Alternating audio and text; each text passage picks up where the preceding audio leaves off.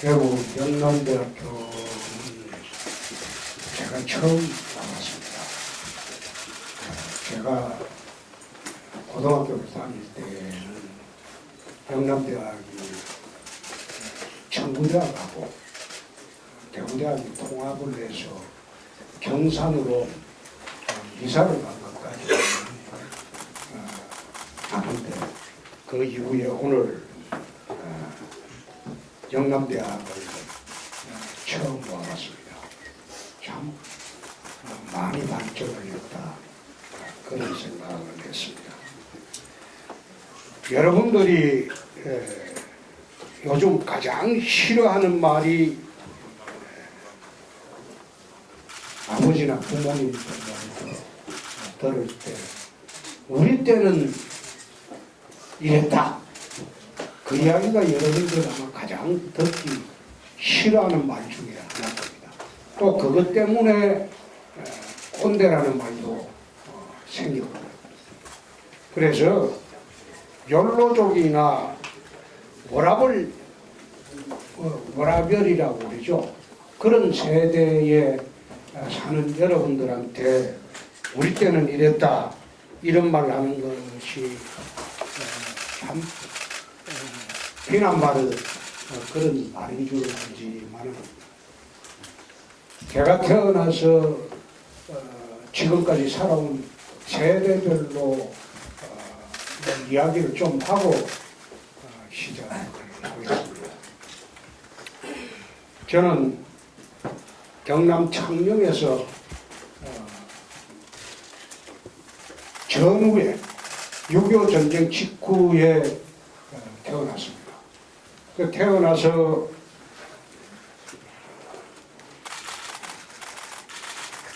대구 신천국민학교 2학년, 신안국민학교 3학년, 물론 창녕남지국민학교 1학년을 다녔죠. 그래서 다시 시골로 내려갔다가 대구 대명동 영남 중고등학교를 졸업하고 서울로 올라갔습니다. 서울로 올라갔을 때가 제 기억으로서는 72년 2월 24일 날 동대구역에서 11시 50분 특검 절차를 타고 18살 때 단신으로 올라갔습니다. 서울에는 친구한 사람 없고 친척한 사람 없고 아는 사람이 정말 한 명도 없는 서울에 처음 가봤습니다. 그때 18살 때. 그렇게 해서 어린 시절인 60년대는 통상으로 그때 보릿고개 시대입니다. 아마 진성가 우리 안동사람 노래에 보릿고개라는 노래가 요즘 작년부터 유행을 했죠. 근데 그 시대는 여러분들은 상상이 안 되는 시대입니다. 봄 되면 먹을 게 없어가지고 산에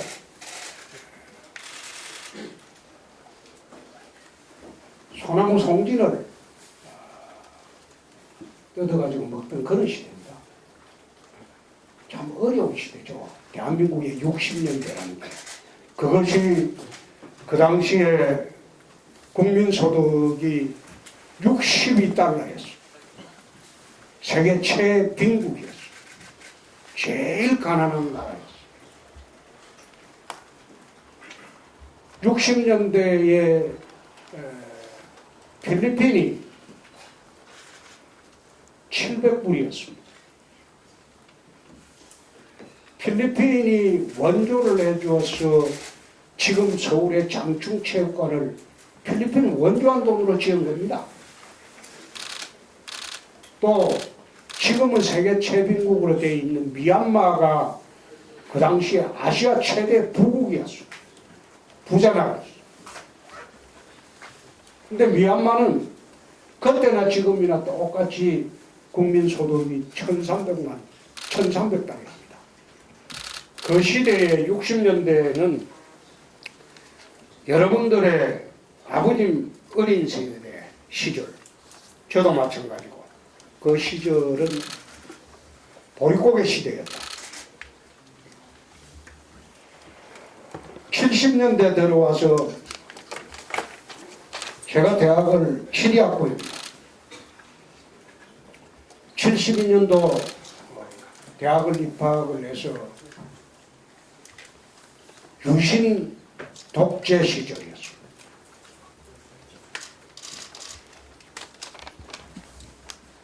절망과 희망이 교착되던 혼란기였습니다. 그 시절에 저는 대학생활을 했습니다. 학교가 거의 1년에 3분의 2는 휴교를 했습니다.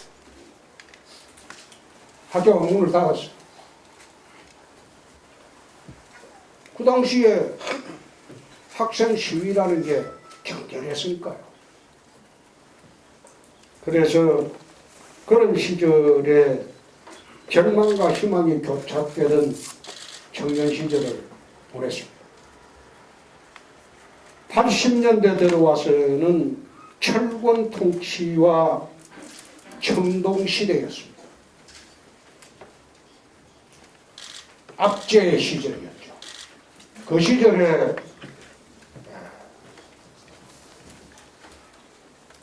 검사로서 만 11년을 이 땅의 정의를 위해서 일을 했습니다. 그리고 90년대 YS 민주화 시대가 개막이 되면서 정치판으로 들어갔습니다.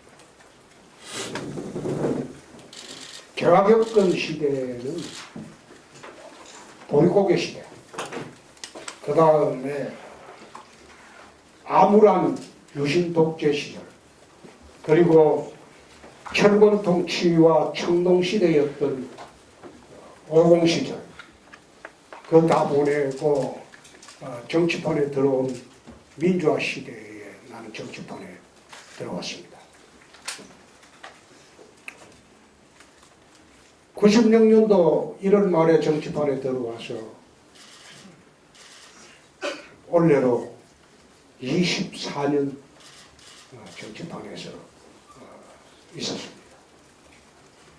24년 동안 국회의원 내보냈고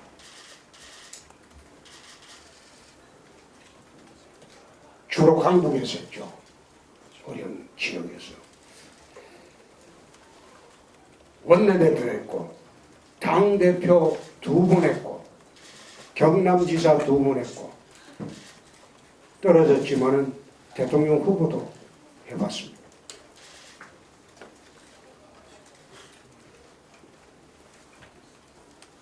재미있는 인생을 보낸 셈입니다.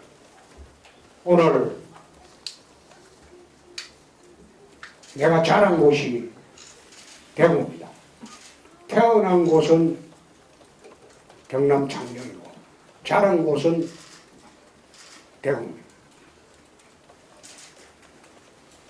대구 와서 영남대 여러분들하고 세상을 논하고 인생을 논하고 희망과 미래를 같이 논할 그런 시간이 되었으면 좋겠습니다. 질문은 사전에 학생회 통해서 말씀드린 대로 보통 특강이라면 일방적으로 자기 혼자 떠들고 가버리는데 저는 대부분 특강 시간을 여러분들이 자유롭게 질문을 하고 답변을 하는 그런 시간으로 채웁니다. 그래서 학생회를 통해 가지고 어떤 내용의 질문이라도 받는다. 그리고 적석에서 다툼한다. 자, 질문하십시오. 자, 사회자가 이제 네, 직접 정리하세요. 네, 그 두석 씨 질문을 받을 수는 제일 없으니까. 손 문제 네, 들었어요. 앞에 예. 대표님이 지명해 주시면 감사하겠습니다. 예. 안녕하십니까. 예. 저는 시험 얘기보다는 인생에 관해서 질문을 하고 싶어서 질문을 세 가지 준비했었습니다. 예. 첫 번째로는 의원님께서 백지 하나 좀 주세요. 질문 요지는. 네, 알겠습니다.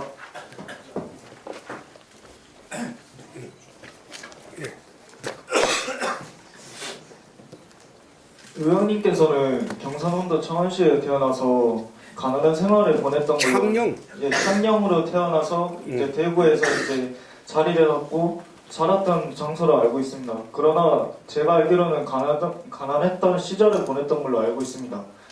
그렇기 때문에 저 또한 마찬가지로 가난한 지금 생활을 보내고 있습니다. 그래서 저는 질문을 세 가지 준비했었습니다. 의원님께서는 지금 자리에 있는 젊은 세대들에게 어떻게 살아야 되는가에 대해서 조언을 했었으면 좋겠으며, 두 번째로는 지금 경제가 혼란한 시점에서 23살에 돈이 한 푼도 없다며 의원님께서는 부자가 되기 위해 어떻게 노력할 것이며, 의원님께서는 인생을 표현한다면 어떻게 표현할 것인지 대해서 질문을 하고 싶었습니다. 인생을 뭐? 의원님의 인생에 대해서 표현을 한다면 어떻게 표현할 것인가에 대해서 질문을 하고 싶었습니다. 예. 이상입니다. 예.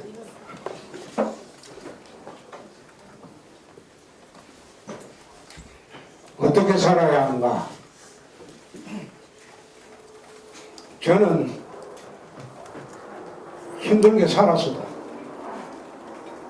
단 한 번도 세상을 원망해 본 일이 없습니다. 그저 내가 있는 이 자리에서 열심히 사는 것이 내가 살 길이다. 그 생각으로 살았지. 세상을 지금도 그렇습니다. 세상이 나를 알아주지 않는다고 해서 나는 세상을 원망해 본 일이 없습니다. 내가 할 일만 열심히 하고 충실히 하면 된다. 난 그 생각으로 어려운 시절을 극복을 했습니다. 그리고 이 상투적인 말 같은데 나는 안 된다고 생각해 본 일이 없는 사람이에요. 막 하면 된다. 열심히 하면 된다. 결과는 그거는 하늘에 달립니다. 결과를 좋은 결과를 만들어내면 다행스러운 일이고 나쁜 결과를 만들어내면 또 열심히 하면 되고. 두 번째, 돈 없다. 돈 없죠. 난 대학 시절에 저희 아버님이 이제 14,000원을 줬어요. 서울 올라가는데. 그때 하숙비가 12,000원입니다.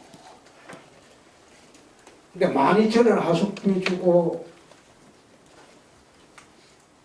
동아리도 광고, 그때 가정교사 광고죠. 가정교사 광고. 그때는 아르바이트가 가정교사밖에 없었어요. 800원 주고 내니까 1,200원이 나왔어요. 그 1,200원 가지고 제가 지금 47년째 서울서 살고 있습니다.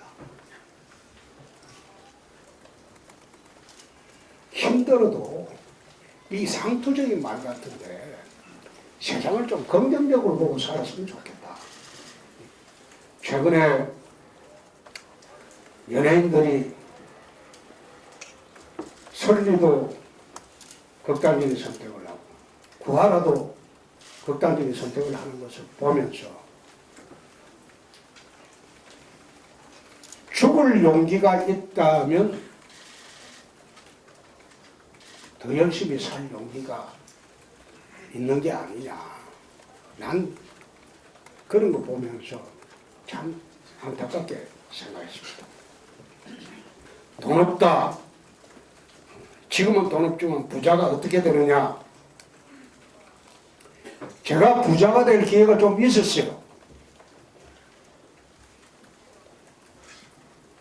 93년도 슬래트머신 수사를 할 때 정덕진 형제가 이 수사 중지하면 100억을 주겠다 했죠.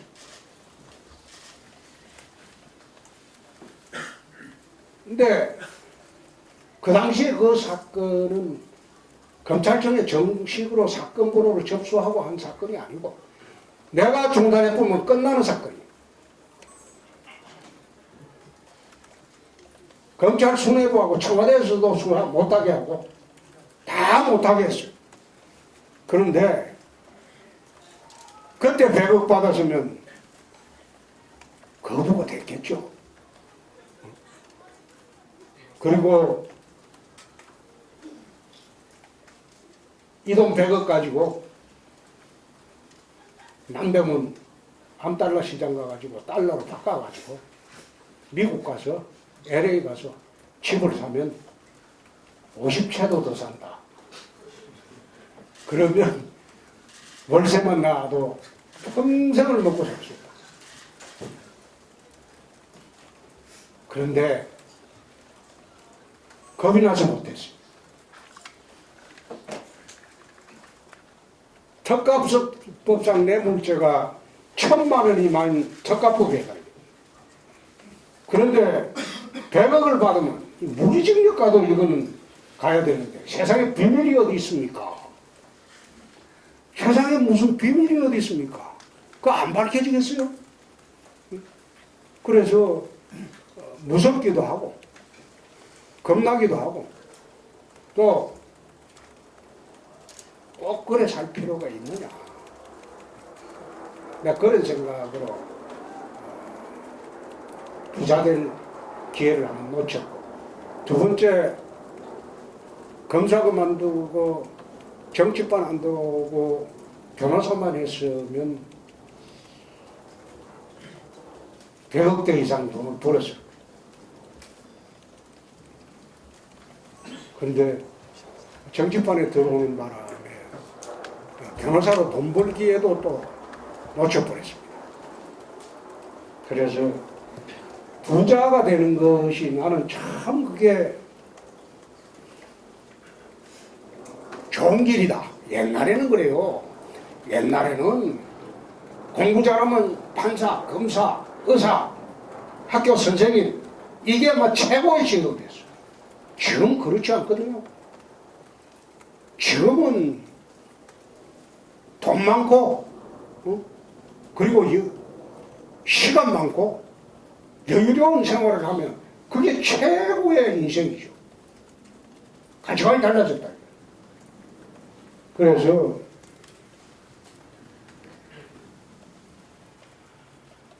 하나만 잘하면 지금은 부자가 되는 길이 생깁니다.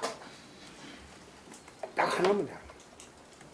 만화 잘 그려도 되고 뭘 아이디어 좋은 거 하나만 해도 되고, 그러니까 한 가지만 잘하면 지금은 잘 살 수 있는 세상이 되었다.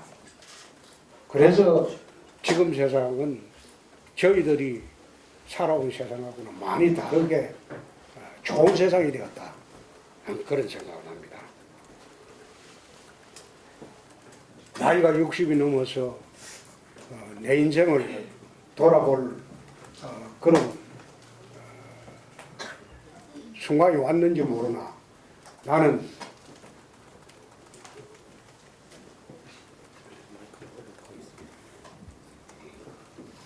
대학 시절부터 지금까지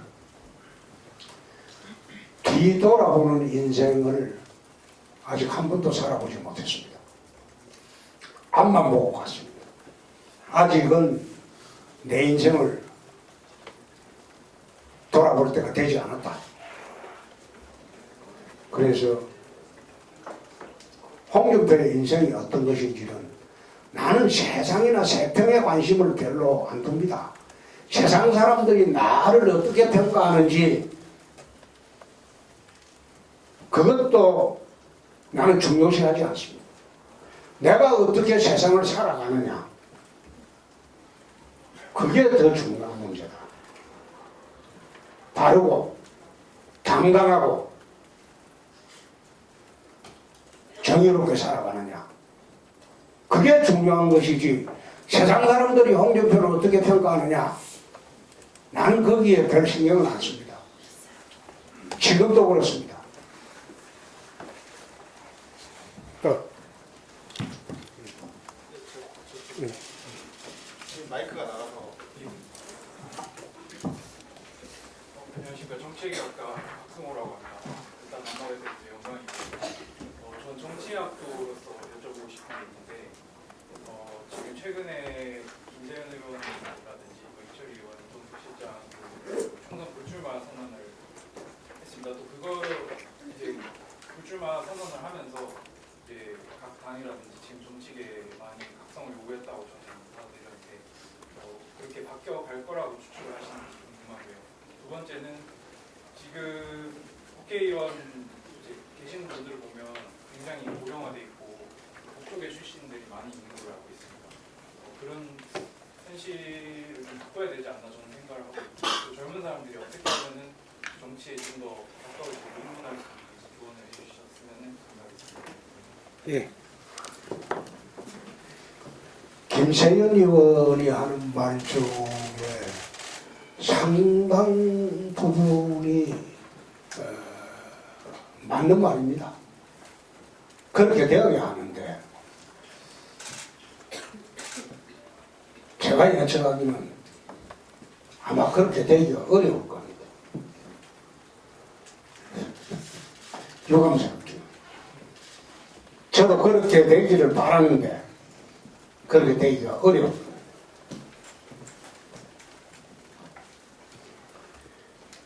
정치판이 고령화되고 법조계 사람들이 많다.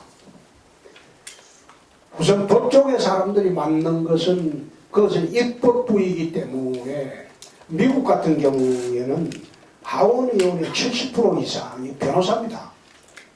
변호사 출신입니다. 그래서 그거는 굳이 탓할 거는 못 되는데 문제는 판사나 검사 고위직 하다가 국회 들어오면 이건 아르바이트 비슷해져요. 남은 여생을 그냥 놀고 지내는 이런 식의 사람들이 많아서 문제가 생기는 겁니다. 검사관까지 하고 누릴 거 다 누리고 국회의원 돼가지고는 그냥 아르바이트식으로 하니까 이 문제가 많은 거예요. 법조계 사람이 많다는 게 아니라 이런 사람이 척결이 돼야 된다. 고령화 문제는 영국 가면 보통 영국이나 다른 나라는 정당 가입이 16세부터 합니다. 정치를 16살 때부터 하고 영국에서 또는 서구에서 40대면 우리나라 70대보다 정치 경력이 더 쌓여 있어요. 더 쌓여 있어요. 그리고 미국 같은 경우도 어릴 때부터 정치 역량을 배워가지고 20대 초반 되면 우리나라 40대 이상의 정치 역량이 생겨버립니다. 그렇기 때문에 우리나라 풍토가 이 개선되지 않으면 이런 게 바꿔지지는 않습니다. 젊은 사람을 등용을 해서 시키려고 해도 이야기를 해봐도 역량이 안 돼요. 그 역량이 된다면 그것은 나이가 상관이 없죠. 나는 한국 정치판에서 나이의 망고정음에 따라서 판단을 할 것이 아니고 역량이 되느냐 안 되느냐. 그 역량이 되는 사람들이 입법활동을 하는 게 맞겠죠. 그래서 이런 문제는 한국의 이 정치 문화하고도 밀접한 관련이 있다. 유럽이나 미국이나 서구 사회에는 그 사람들이 지방자치제도를 통해서 주민자치를 통해서 민주주의를 몸에 어릴 때부터 그 몸에 배어 있어요. 그러니까 대학에 들어가면 이미 정치 역량이 우리하고는 비교가 안 되게 높아져 있어요. 세상을 보는 눈도 다르고. 근데 우리는 대학을 졸업하고 어느 직장이든 그 있다가 어느 정도 성취를 하고 난 뒤에 40대의 정치판에 들어오면 빨리 들어오는 거예요. 50대, 60대 돼서 정치판에 들어오는 게 한국의 지금 보편적인 추세입니다. 그래서 이런 것이 좀 문화가 달라지면 젊은 세대가 정치판에 들어오면 진입장벽이 없어지지 않겠나. 난 그런 생각을 합니다. 가능하면 젊은 세대가 지방자치 경험을 좀 살리고 지방의회에서 경험을 살려가지고 그 다음에 국회로 진출하는 것, 그게 나는 가장 합리적인 코스다. 우리 당에도 기초위원 출신 당의 중진들이 많습니다. 우리 당에도 기초위원 출신인데 광역위원 거쳐서 자치단체장이나 안 그러면 바로 광역위원회에서 국회의원이 돼가지고 지금 당의 중진으로 돼 있는 사람들이 제법 많습니다. 그래서 지방의회에서 정치훈련을 좀 쌓아가지고 중앙정치로 발돋움하는 게 맞지 않느냐. 난 그런 말씀을 오늘 드리겠습니다. 예.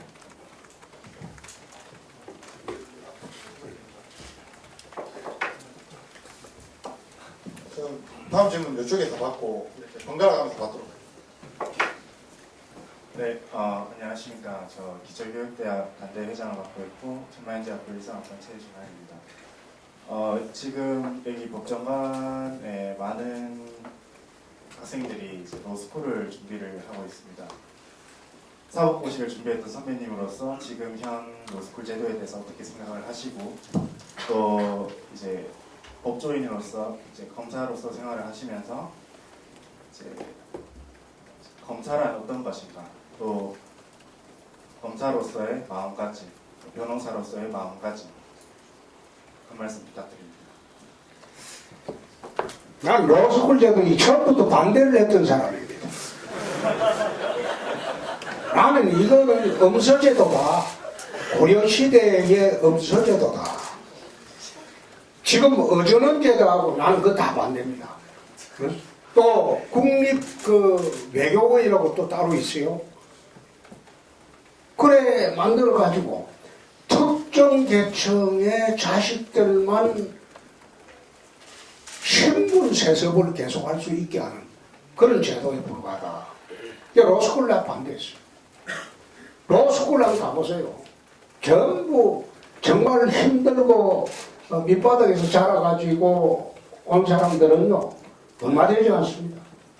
전부 아버지가 국회의원, 고관, 그리고 부자, 그 자식들만 잘 들어있습니다. 이번에 조국이 딸 부산 의정원 들어가는 과정 안 보세요. 나는 그때 부산 의정원에 또 있다고 그래요. 현 정권의 실세 아들이 또 있다고 그래요. 근데 지금 그거 안 나오고 있지만은 난 나온다고 봅니다. 어떻게 의사가 되는데 그런 식으로 변칙적으로 의사를 만들어 가지고 어떻게 수술을 하자는 겁니까? 그 사회 제도가 난 로스쿨 제도 저 폐지해야 된다고 생각합니다. 폐지하고 사법시험 제도로 다시 돌아가야 한다고 봅니다. 그래야지 서민의 자식들도 열심히 공부만 하면 자기 뜻을 펼칠 수 있는 희망의 사다리를 놔줘야 된다. 그래서 로스쿨 제도는 고려시대의 엄서제도에 불과하다. 엄서제도라는 게 뭔가 하면 고관대작의 자손들은 과거 시험을 안 봤어요. 추천으로 높은 관직을 얻었다. 신분의 세에서 파는 시대가 됐죠.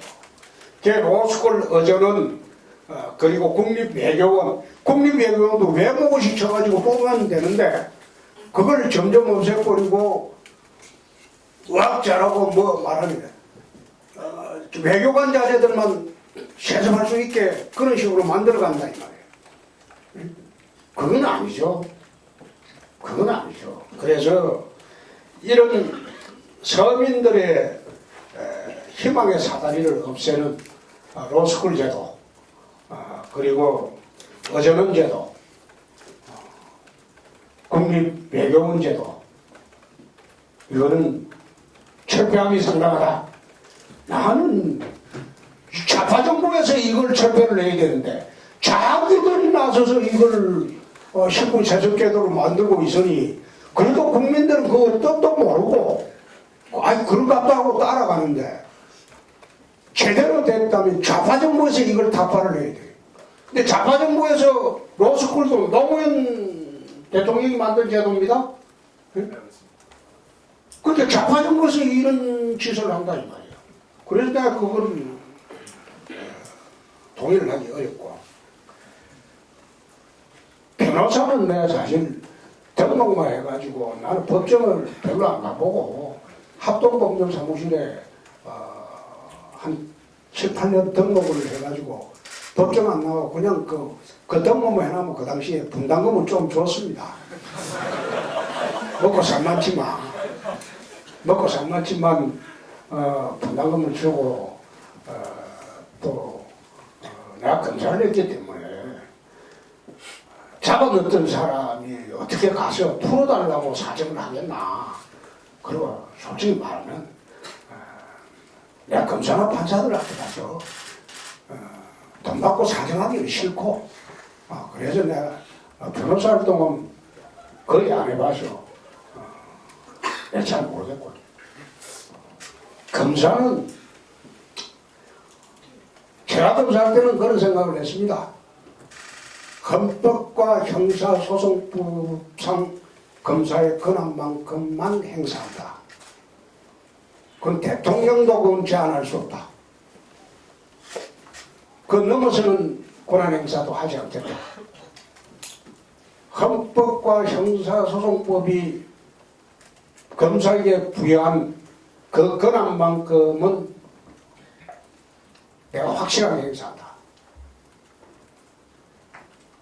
그 바람에 11년 동안 이리저리 쫓겨다니고 또 뒤집어 쓰고 그런 일 많이 당했죠. 그래도 지금 생각해 보면 정치할 때보다도 훨씬 보람된 세월이었다. 그때는 겁나는 게 없었습니다. 대통령도 못 만났습니다. 정치를 하다 보니까 검사라는 직업은 선악만 딱 분별하면 되는 직업. 선한 사람 봐주고 악한 사람 징치하고. 근데 정치판에 들어오면요, 선악이 공존하는 그런 집단이 돼버려요. 우리 동료라도 쳐다보면 저놈은 아주 나쁜 놈인데 나쁜 놈이라도 배척을 못하는 게 정치판. 그리고 각 지역에 나가 선거를 하다 보면 전화에 저 살공 같은 놈이 저놈하고 싸웠다가는 밖에 나가서 표를 깨거든. 그러니까 가까이는 못하지만은 야단은 못 치고 그냥 놔두는 거예요. 정치판에서 생활하기는 검사로서 생활하기보다는 10배 더 힘들다. 그런 이야기를 말씀을 드리겠습니다. 예. 여성분 한번 해봐요. 여학생. 여기 먼저 하고. 아, 그래. 안녕하십니까. 저 정치외교학과 이상민이라고 합니다. 두 가지 질문을 준비했는데요. 첫 번째는 과거 TV 대선 토론에서 홍 대표님께서 이 경제를 위협하는 가장 주된 세력이 좌파 세력과 강성 귀족노조라고 하셨습니다. 그렇다면 이 두 가지 세력을 저지 혹은 뿌리 뽑기 위해서 여러 가지 방법이 있다고도 마찬가지로 언급하셨는데요. 그 방법이 무엇인지 간략하게 듣고 싶습니다. 그리고 두 번째는 금일 TV 홍카콜라에서 제가 업로드된 걸 봤는데 제목이 우파 총선 승리의 길에서 내년 4월에 치러질 총선을 승리하기 위한 3가지 조건을 들어주셨습니다. 그 두 번째 조건으로 말씀하신 게 인물이신데 만약 홍 대표님께서 여전히 한국당의 대표이시라면 이 두 번째 조건을 어떻게 충족하실지 구체적인 답변이 궁금합니다.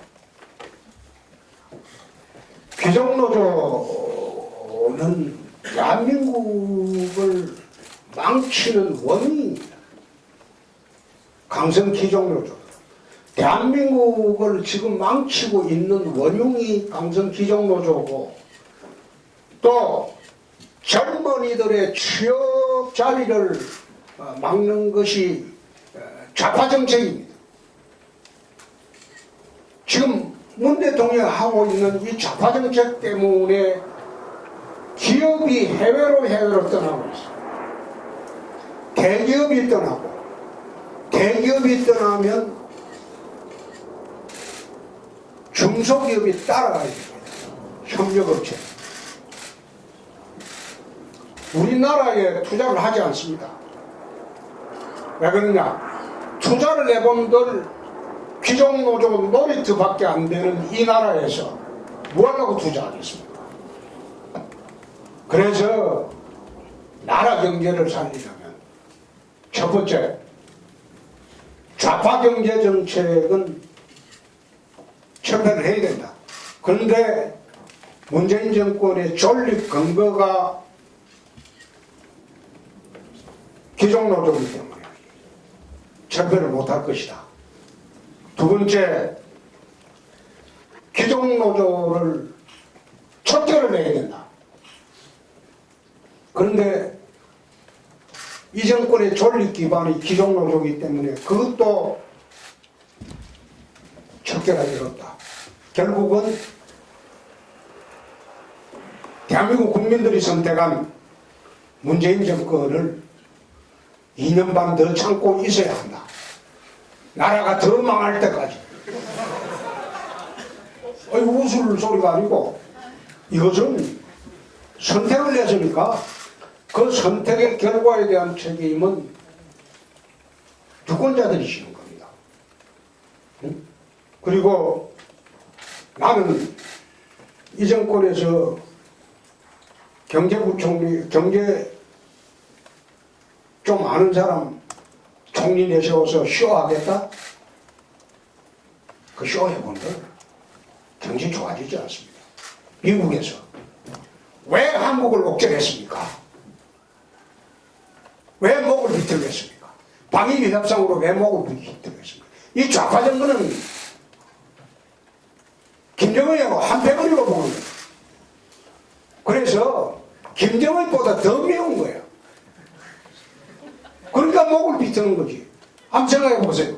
방위비 분담금을 5배 달라. 50억 달러를 달라고 했답니다. 그래서 내가 그랬어요. 핵무기 하나 만드는데 제일 첫 번째 만들 때 10억 달러 든다. 매년 50억 달러 주느니 우리 핵 개발하자. 하나 만드는데 10억 달러고 50억 달러 한 해 방위비 그것만 가지면 핵무기 50개도 만든다. 핵무기라는 게 처음 만들 때 비싸게 지이지 그 다음부터는 대량 생산.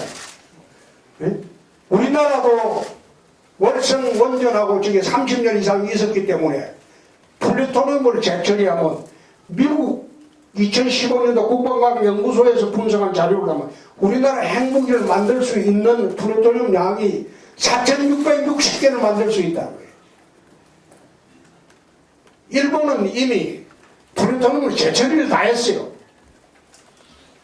우리나라는 지금 한미 원자력 조약 때문에 재처리를 못하고 있어요. 일본은 재처리해서 플루토늄 보유하고 있는 것만 하더라도 1년에 6,000기를 만듭니다. 우리나라 핵무기 제조 기술 없는 줄 아십니까? 네? 우리나라 같은 경우에는 북한처럼 원시적으로 핵폭탄 실험, 폭발 실험 할 필요도 없어요. 그것은 지금은 컴퓨터 시뮬레이션으로 합니다. IT 기술이 발전되면 굳이 북한처럼 쇼하면서 핵무기 폭발 실험 할 필요도 없어요. 자, 기술 있고 인력 있고 재료 있고 다 있습니다. 그런데 왜 미국의 방위비 50억 달러를 매년 줘야 돼?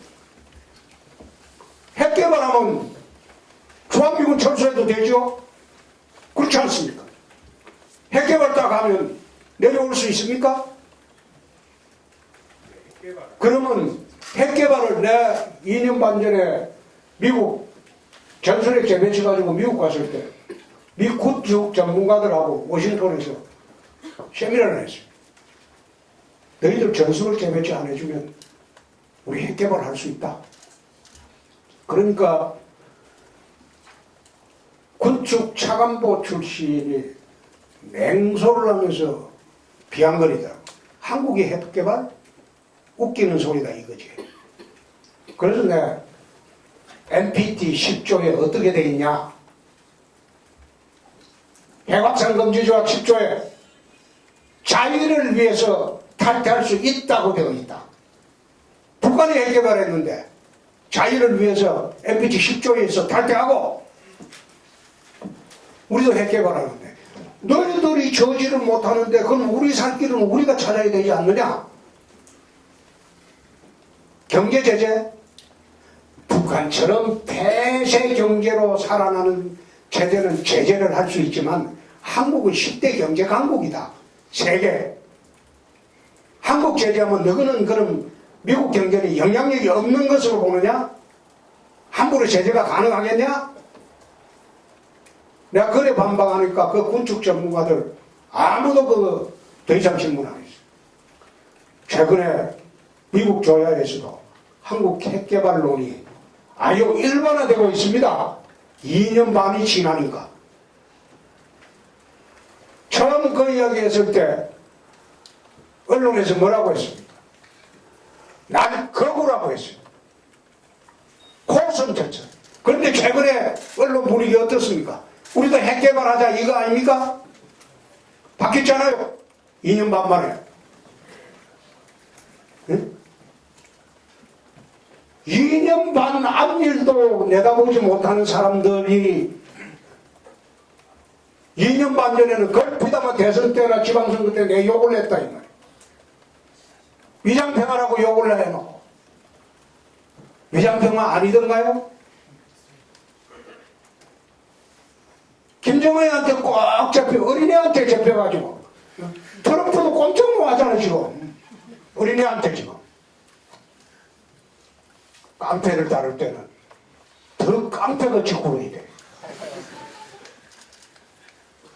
야 광주서 조직범위 수사할 때 깡패 수사할 때는 더 깡패같이 굴면 깡패들이 잡혀오면 두 말 안 하고 손끝 안 대도 잡혀갑니다.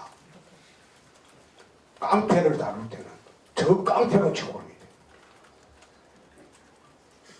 저 북에 앉아갖고 어린애가 깡패처럼 군다고 트럼프도 꼼짝 못하고 문 대통령은 아예 제가 기침만 하면 책상 밑에 숨어 들어가요. 무슨 그게 나라 운명이 아니다 이 말이야. 응? 5천만 국민의 생명과 재산을 책임진 사람들이 그렇게 해서는 안 된다 이 말이야. 내가 뭘 대답하다가 이런 거 별을 냈죠?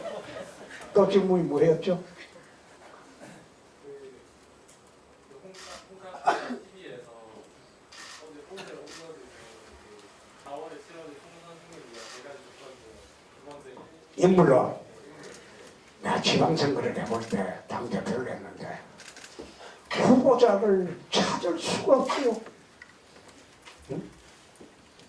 야당이 선거가 된다고 생각해야지 후보자가 구름같이 몰리는데 후보자 몰리는 데는 대구시장하고 경북지사밖에 없었어요.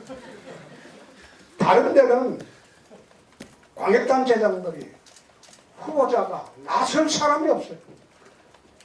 국회의원들 보고 중진들한테 네가 좀 나서라 이런데 국회의원 계속 해볼 생각이지 나가보기 떨어지는데 내가 말라 나가. 당을 위해서 나서지 않죠.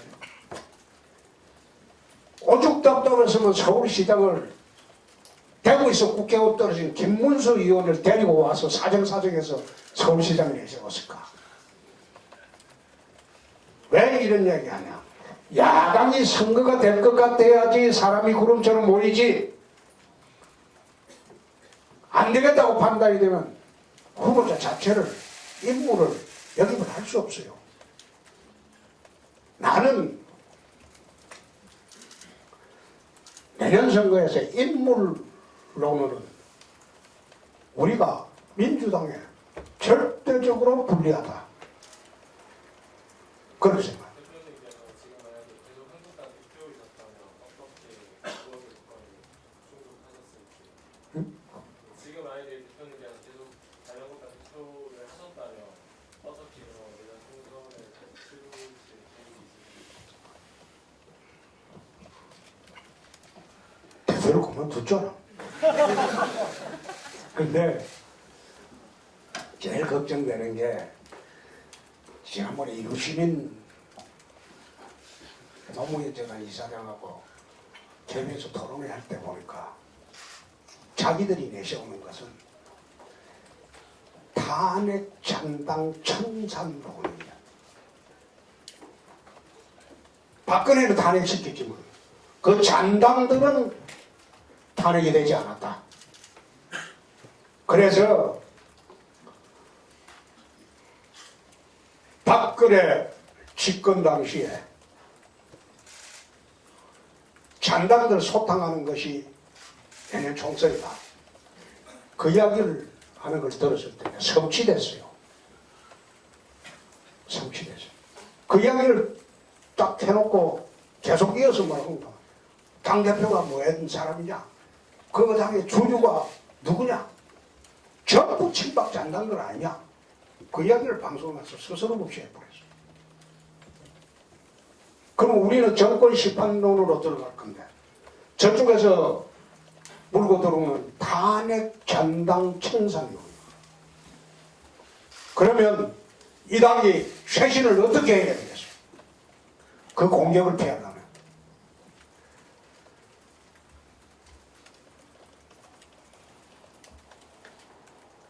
그것은 여러분들이 한번 생각해 보기 바랍니다.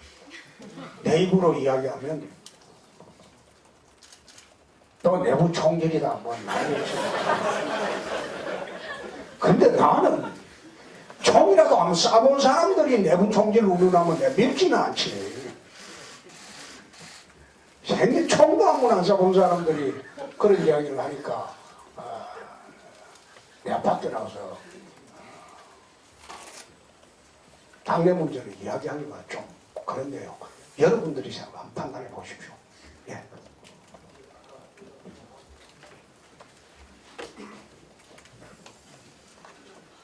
안녕하십니까. 저는 변호사가 꾸민 최지희입니다.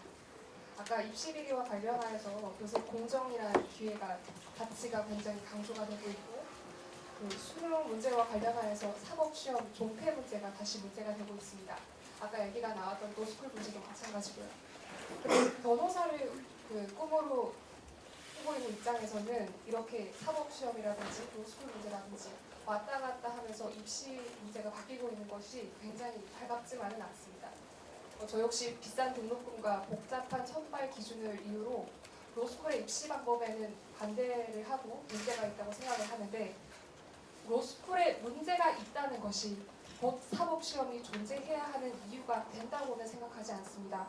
사법시험도 마찬가지로 사실낭인이라든지 예비 법조인들의 현장 경험이 부족하다는 여러 문제가 나오고 있는데 만약에 로스쿨이 폐지되고 다시 사법시험이 살아난다면 이 사실앙인들 그리고 실무 경험이 부족하다는 이 문제들에 대해서는 어떻게 해결 방안을 생각하고 계시는지 의원님의 생각이 궁금합니다. 조국 사태를 기화로 한국 사회의 최대 화두는 공정입니다. 공정. 모든 사람에게 공정한 기회가 가고 그렇게 해서 얻어지는 결과가 정의로워야 되는데 지금 대학 입시를 한번 보십시오. 정시가 20%밖에 안 붙습니다. 그러면 80%에 이르는 수시와 입학 사정관제 이게 공정하게 치러집니까? 고관들의 자제는 장관 표창 받고 이렇게 하고 스펙 쌓아가지고 대학을 영문으로 들어가는 게 여태 한국 사회의 좌우를 막론하고 똑같은 관리였어. 지난 대선 때 나는 정시 100%로 해야 된다. 실력사회다. 그렇게 해서 1년에 수능 2번 보고 2번 본 중에 좋은 점수로 지망을 해서 들어가자. 그리고 그 수능 출제는 EBS 거기서 80% 이상 반드시 하도록 하자.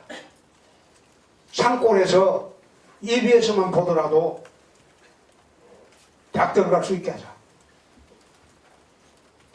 그런데 지금 대학 입시 제도가 그렇습니까? 그럼 로스쿨 제도는 로스쿨 낭인은 없습니까?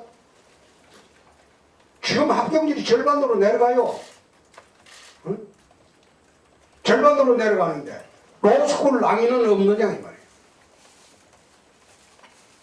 그게 사법시험 고시낭인 때문에 없었다고 하는데 로스쿨 낭인은 없었느냐 이 말이에요.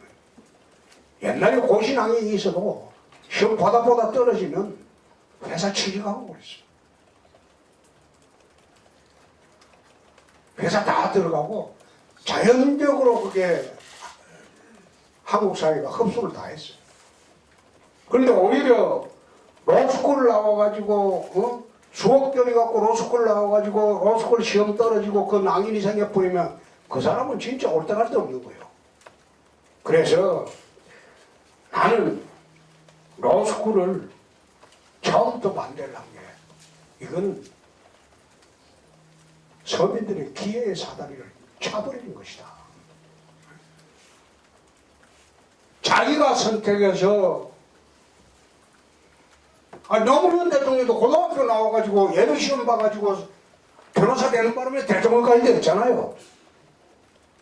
그런 왜 희망의 스토리는 왜 없었냐. 그래서 나는 반대고, 그래서 대학 입시 제도도 똑같은 이유로 한국 사회가 부의 세습을 넘어가지고 이제는 신분의 세습 시대까지 왔다. 근데 그 역할을 가장 타파해야 할 사람들이 속칭 좌파들입니다. 근데 좌파들이 나서서 그 제도를 도입하고 그 제도를 고집하고 또 그 제도를 이용해서 자기 자식들 전부 좋은 데 다 보내고 하는 거 보니까 참 뻔뻔스럽다. 좌파 교육감들 자기 자식들 다 어디 보냈습니까? 외고, 특목고 다 보냈어요. 응? 반미를 외치면서 왜 미국의 자식을 유학을 보냅니까? 응? 나는 그런 거 쳐다보면서 왜 국민들이 그런 데는 분노하지 않느냐? 왜 그런 데는 분노하지 않느냐? 그런 생각을 합니다. 예.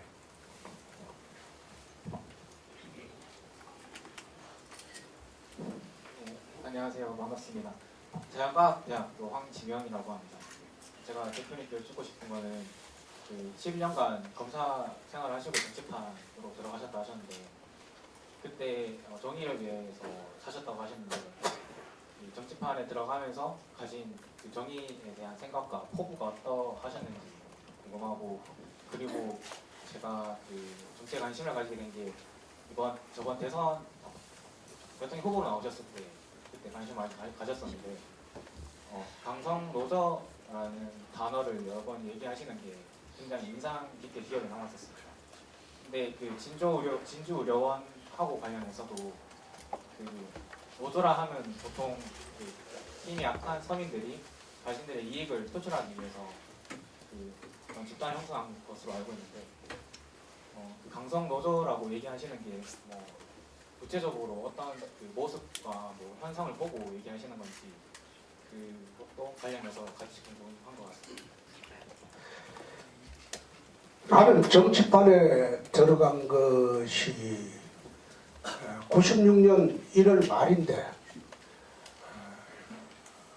내가 검사를 그만둔 것은 95년 10월입니다. 10월인데 나는 검사를 그만두기 싫었어요. 그런데 93년 5월에 슬러터머신 수사를 하면서 우리 내부 수사를 하게 됐습니다. 고검장급 이상이 우리가 6명이 있는데 최고위직 그 중에 이제 4사람이 이제 슬러터머신 비리에 연루돼서 수사를 받게 됐어요. 그러니까 검찰 수뇌부에서 그 수사를 못하게 해요. 검찰 전체가 나섰어요. 근데 그 당시에 나는 평검사입니다. 그냥 말단 평검사입니다. 평검사 혼자하고 검찰 전체가 그 수사를 할 수 있냐 없냐 가지고 싸웠어요. 근데 내가 이겼어요. 그 수사를 했는데 그 수사를 하고 난 후유증이 검찰 그 당시에 이제 고검장들하고 내부 수사회가 그 감옥도 가고 엎어진 사람이 꽤 많죠. 검찰 간부들이. 그래 하니까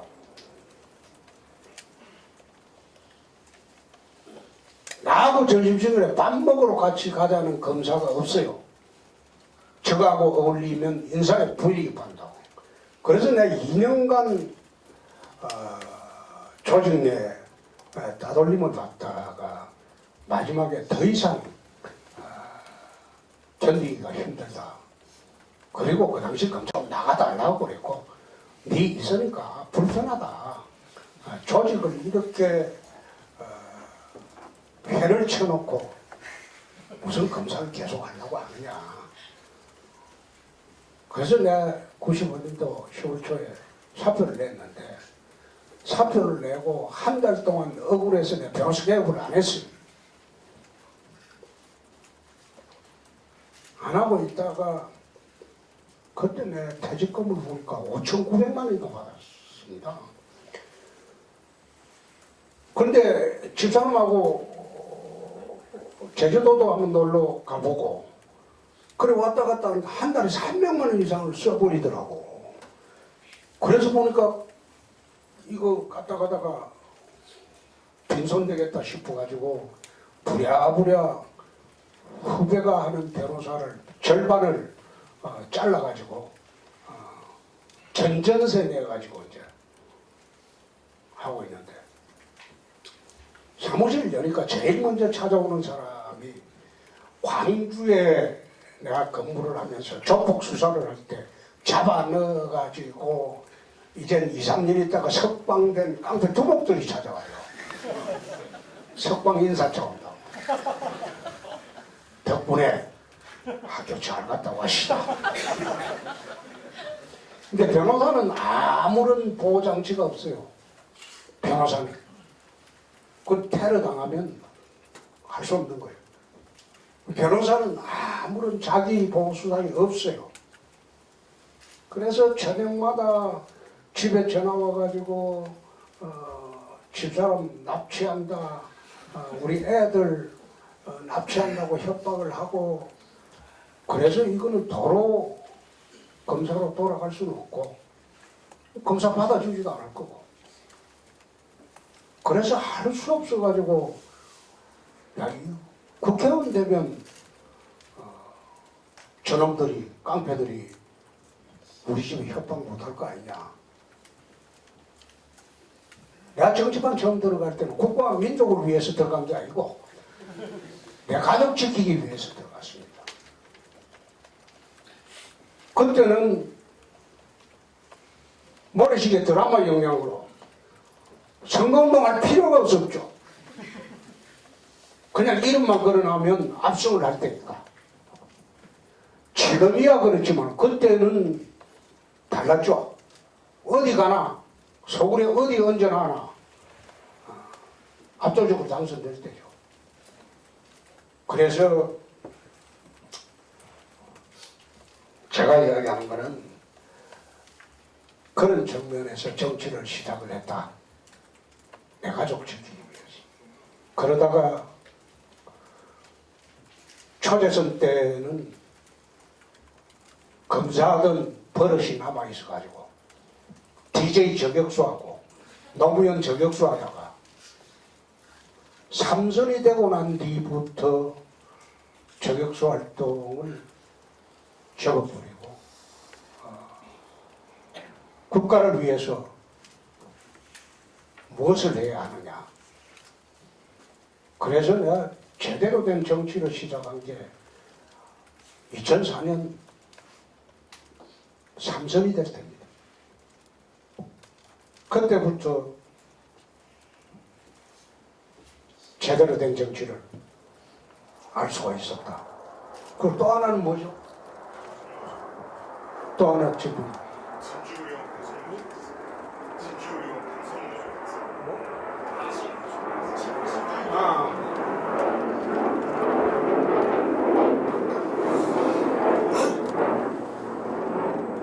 제가 국회의원 4선을 하면서 환경노동위원회에 5년 4개월을 있었습니다. 원래 환경노동위원회는 국회에서 국회의원들이 제일 가기 싫어하는 위원회입니다. 노조와 싸워야 되고 주로 그러니까 제일 가기 싫어하는 위원회고, 또 아무도 알아주지 않아요. 뭐 국토해양에 있으면 공항 가면 알아주고 이러는데, 근데 이거는 산업자원부 있으면 기업청 한번 알아주고, 환경노동에 있으면 알아주는 데가 없어요. 속된 말로 전신 먹지 않은 사람이 4년 내내 아무도 없어요. 그렇게 안 가려고 하죠. 거기에 5년 4개월을 있었고 환경노동위원장까지 내 한 사람입니다. 그 하는 과정에서 노조의 적폐를 너무 많이 봤어요. 강성 기종노조의 적폐는 이것은 대한민국을 위해서 척결이 되어야 한다. 그래서 지금까지 그 이야기를 하고, 최근에 또 어젠가 진주 의료원 내가 폐업을 했는데 그걸 경남의 좌파들이 똘똘 뭉쳐가지고 나를 직권남용으로 고소했다고 내가 하는 기사를 봤어요. 보면서 직권남용은 내가 아니라 그러려면 문재인 대통령이 지금 직권남용을 하고 있다. 원전 폐기라는 거 저거는 그야말로 대통령의 직권남용입니다. 판도라 영화 하나 보고 대통령이 돼가지고 원전 폐기를 한다? 그 초등학생도 거짓 아니에요. 그런 짓을 해갖고 창원의 원전을, 한국의 원전 산업을 거의 지금 괴멸시켜놨어요. 그래 놔놓고, 근데 날 고발했다고 그러길래 누구가 태양처럼 떠받드는 문재인 대통령이 퇴임하면 아마 감옥 오래 갈 것이다.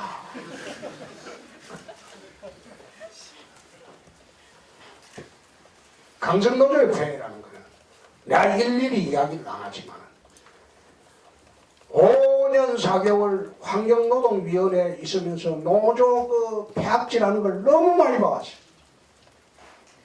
이 나라 망치겠다. 그런 생각이 드는 거예요. 자.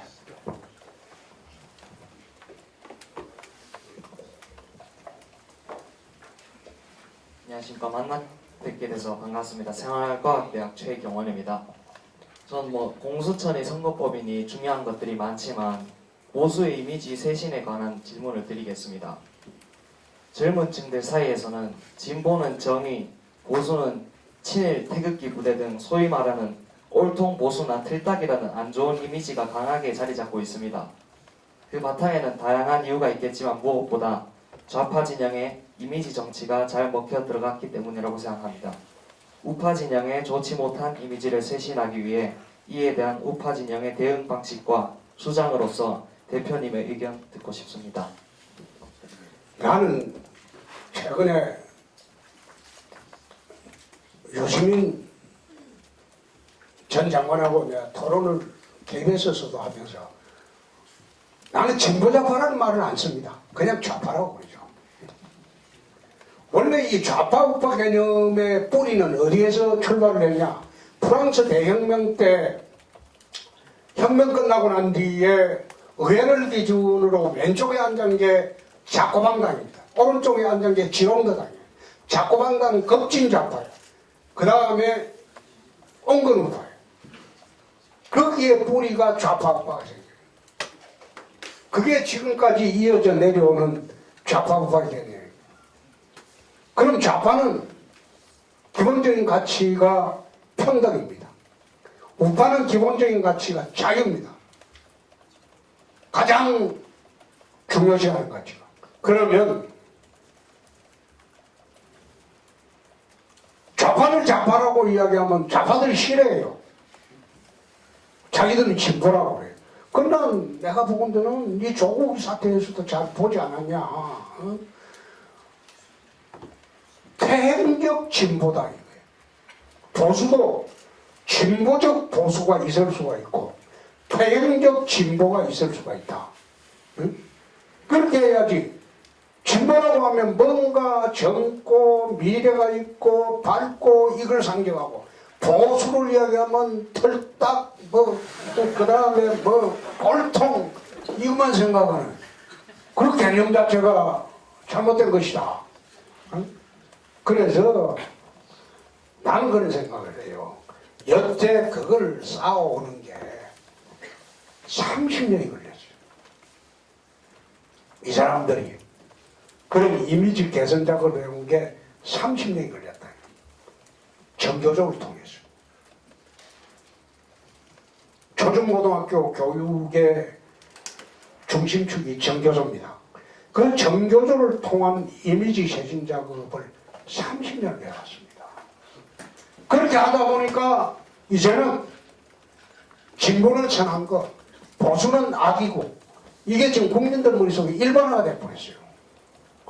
이게 하루아침에 벗겨지리라고 보십니까? 아무리 방송에 나가고 토론을 할 때 이야기를 해도 그게 쉽게 벗겨지지 않는다. 그래서 내 처음 시작할 때 뭐라고 합니까? 우리 때는 안 그랬는데 이 소리가 하게 되면 대부분 꼴통, 꼰대 이 생각부터 여러분 머릿속에 떠오른다 이거예요.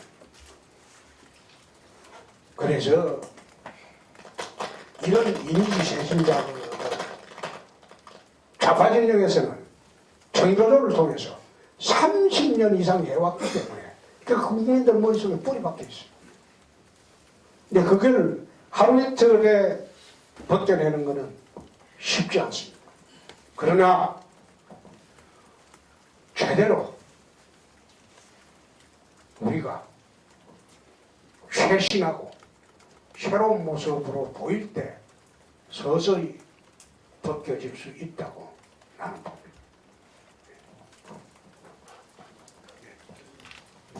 뒤에 먼저 하고 다시 하도록 하겠습니다. 좀 더 다시. 뒤에. 네, 기계 IT 대학의 김지현입니다. 제가 드릴 질문은 이번에 지소미아 관련해서 질문을 드리고 싶은데요. 올해 연말에 이제 지소미아 그 파기를 유예했다 이렇게 해가지고 일본 측에서는 그 화이트리스트 배제를 처리할 생각이 없다라고 하고 그 지금 현재 한국과 미국 사이에 방위비 분담 문제가 지금 협상이 결렬나면서 한일 그리고 한미 이 사이에 이제 갈등을 대표님께서는 어떻게 하게 하실지 생각이 궁금하고 지금 문재인 정부의 이제 일자리 정책이라든가 소득 주도 경제 성장이 이렇다 할 성과를 내지 못하고 있는데 대표님의 그 일자리 정책이라든지 경제 정책에 대해서 질문하고 싶습니다. 지소미아라는 것은 한일 간의 군사정보 교류 협정이죠. 근데 이것이 왜 필요한가? 그거는 북핵 때문입니다. 북에 관한 정보를 서로 공유를 해야 돼요. 그래서 북핵의 위협이 있는 한 지소미아는 계속되어야 해요. 일본이 좋아서가 아니에요. 내가 2년 전인가 당대표 시절에 일본을 방문한 일이 있어요. 내가 아베 총리하고도 한 30분 이야기해 본 일이 있어요. 그때도 아베 총리가 징용 배상 문제, 위안부 문제를 나한테 묻습니다. 그래서 내가 이래 대답했어요. 내 돌아가신 아버님께서 일제강점기에 강제 징용을 갖다가 구사일생으로 살아갔다. 그러니까 나한테 그 문제를 물으면 좋은 대답이 안 나간다. 그러니까 그 문제 묻지 말고 북핵 문제 대비하는 한일 간 입장만 이야기하는 것이 옳겠다. 내가 그랬대요. 근데 아베 총리가 두 말 안 하고 딱 화제를 끊어버리고 북핵 문제를 이야기를 했습니다. 지소미아 문제는 우리가 더 크게 봐야 하는 게, 자, 19세기부터 20세기 초까지 동북아시아에 어떤 일이 있었나 하면 여러분 한번 생각해 보십시오.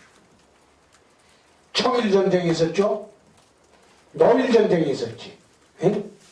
만주사변이 있었지. 그 다음에 중일전쟁이 있었지. 태평양전쟁이 있었지. 그리고 6.25 사변이 있었어. 19세기 말부터 20세기 초까지,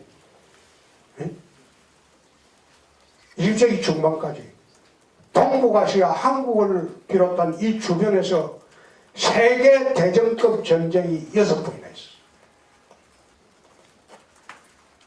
불과 그게 3, 40년 사이에 계속 전쟁이 6번이나 있어. 그러면 6.25 전쟁 이후에 70한 4, 5년간 왜 동북아시아가 잠잠합니까? 왜 전쟁이 없어졌습니까? 한때는 유럽의 화약고를 발칸반도라고 했어요. 근데 세계의 화약고가 동북아시아였어. 근데 이 전쟁이 75년 동안 없어지고 평화가 유지된 것은 세력 간의 균형입니다.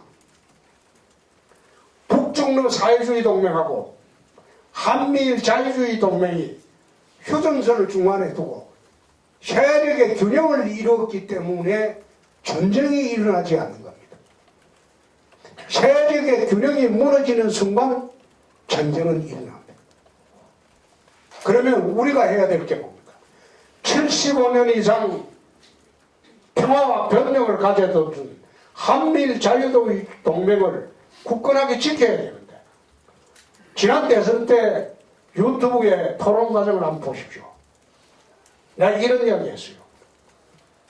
문재인 좌파 정권이 들어오면 한미일 자유동맹에서 탈피를 해서 너희들은 북중로 사회주의 동맹에 편입되려고 할 것이다.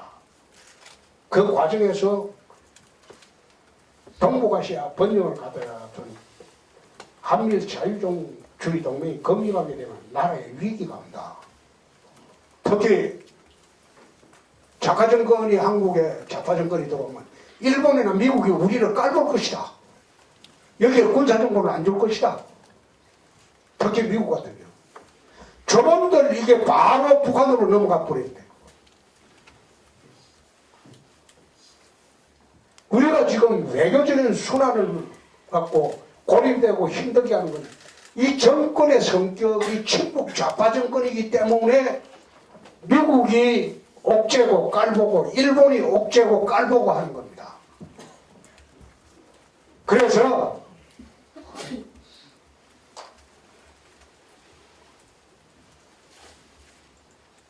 이 정권의 문제를 국민들이 어떻게 처리할 것인지 이제 국민들이 판단을 할 사안입니다. 두 번째, 일자리 정책은 지난 대선 때 내가 그랬습니다. 법인세 감세해라. 그리고 기업 규제 일체 없애라. 기업의 자유를 줘라. 자율성을 보장해주고, 그리고 강성노조를 척결을 내라. 기업의 발목을 잡지 못하도록 해라. 기업가들에게 활력을 줘라. 그러면 자동적으로 일자리가 생긴다. 그런데 이 정권 들어와서 반대로 하고 있죠.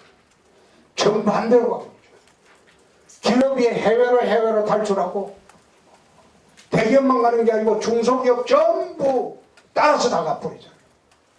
협력업체가 따라서 가야죠. 이제 여러분들은 일할 자리가 없어요. 한번 생각해 보세요. 옛날에 경제 성장률이 1%가 성장을 하면 새로운 일자리가 35만 개가 생겼어요. 근데 지금 1% 성장하면 8만 개도 안 생겨요. 왜 그런가? 지식산업 성장 시대가 되어버렸기 때문에 옛날처럼 1% 성장하는데 사람이 그만이 필요 없어요. 그러면 새로운 일자리는 8만 개밖에 안 생기는데 해마다 배출되는 게 100만 명 이상의 학생들은 어떻게 할 거예요? 지금은요, 여러분 이 정도 들어와서 일자리가 뭐 내가 이거 참 진짜 얼굴 뜨거워서 강의실 불꺼기 공공근로 일자리를 한 거 한번 보세요. 그 종류 한번 보세요. 길거리 휴지 줍기, 그게 일자리라는 거예요. 대학의 빈강의실 불꺼기 하는 그것도 일자리라는 거예요. 이런 정부를 믿고 참아주는 게 내가 언제까지 참아줄지 내가 모르겠지만은 답답하다. 일자리라는 거는요, 기업이 만드는 겁니다. 정부에서 만드는 일자리. 나는 공무원 감축하자는 주장을 하는 사람입니다. 공무원은 대폭 감축을 해야 된다. 지금 동사무소가 보면 전부 자동화가 되어 있는데 옛날하고 달라서 그 무슨 동사무소 직원이 많이 필요합니까? 모든 문서 절차가 자동화가 다 되어 있는데 공무원은 줄여야 돼요. 공무원 늘려가지고 일자리 만든다? 이건 그리스로 가는 거예요. 망하는 그리스로 가는 거예요. 소득주도 성장으로 민간 잘 살게 해준다? 이 베네수엘라 정책. 망하고 있는 베네수엘라 정책. 베네수엘라 같은 경우는 사회주의 배급제도입니다. 이 정부에서 하는 게 금년에 530조 수프 예산 만들어가지고 하는 게 뭡니까? 전부 돈 무상 지원하는 거 아니에요. 베네수엘라가 국민 50%가 나라가 매개상이에요. 식품, 휘발유, 외국 카드를 지면 공짜로 줘요. 그 절반이 독재적 거지고 부패한 거지면 찍어줄 수밖에 없는 게 얘들은 한 찍어줘서 먹고 사니까.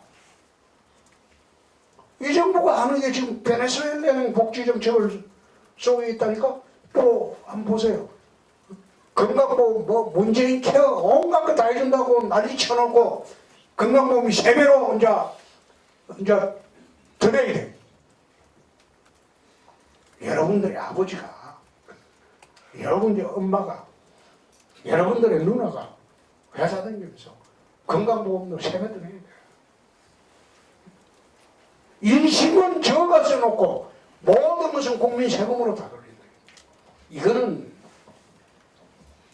나라를 운영하는 게 아니고 하향 평준화 해가지고 장기 집권 전략으로 가는 거예요. 그게 쏘가 들어가는 게 국민들. 내가 이래 본다는 뭐 그거 아는 사람 별로 많지 않을 거고. 자, 또 대표님이 골라주시면 감사하겠습니다. 제가 하겠습니다. 예. 반갑습니다. 연일 강행군에 이렇게 수고가 많으십니다, 대표님. 저는 그 대표님을 옛날부터 창녕군청에서 제가 근무를 했기 때문에 그 경남도지사로 쭉 계실 때 창녕군을 방문해서 여러 가지로 수행을 많이 했습니다. 제가 지금 질문을 한 2가지만 간단하게 드리겠는데요. 시간이 없어가지고 국회의원 정수에서 지금 현행은 253명이고 비례는 47명입니다. 지금 현행에 이 국회의원 정수를 조금 줄일 생각은 없는지요? 한 3분의 1 정도 줄이도 될 것 같은 그런 느낌인데 이 작은 나라에서 너무 많은 국회의원을 두고 있지 않느냐? 그에 대해서 한마디 해주시고요. 현재 어제 김부겸 의원을 만났습니다. 김부겸 의원을 만났는데 자치 분권에 대해서 이야기를 좀 하다가 보니까 군인, 경찰, 방위산업체에 근무하는 이 사람들을 근로자로 생각하는지 안 하는지에 대해서 제가 물었습니다. 그러니까 하는 관계, 특수관계층에 있는 사람들이라고만 말을 했습니다. 대표님 생각은 어떠신지 그에 대해서 이야기해 주시고, 세 번째로 정의당의 심상정 대표를 어떻게 생각하고 계신지 그에 대해서 한번 이야기해 주시면 감사하겠습니다.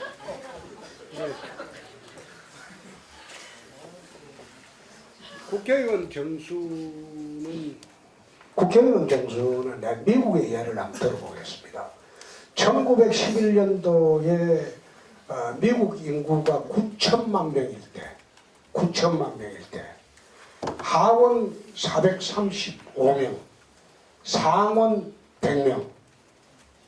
미국은 그게 연방제 국가이기 때문에 상원은 인구의 다과에 불구하고 한 주에 무조건 2명입니다. 워싱턴 DC 같은 조그만한데도 2명이 상원이에요.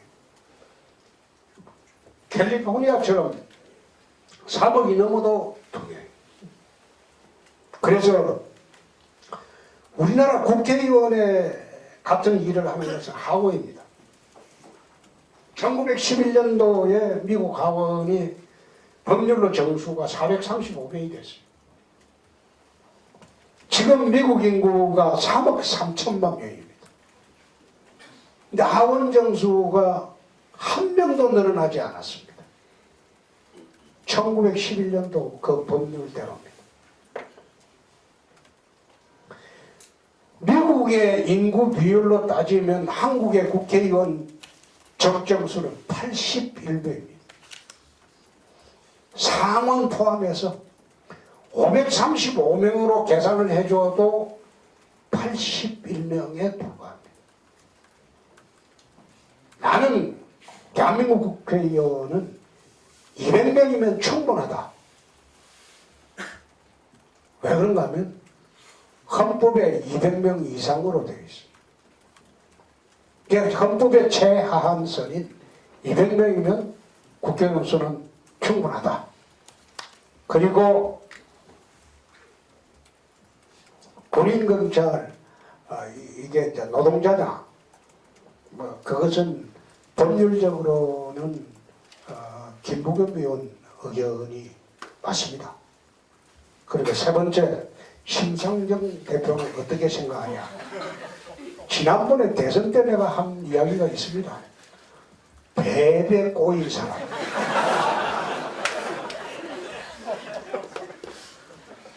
저는 대선 때 내가 그랬지 않아요. 배배 꼬인 사람. 막 그 정도로 하겠습니다. 네, 저쪽 뒤에 한 번만 부탁드리겠습니다.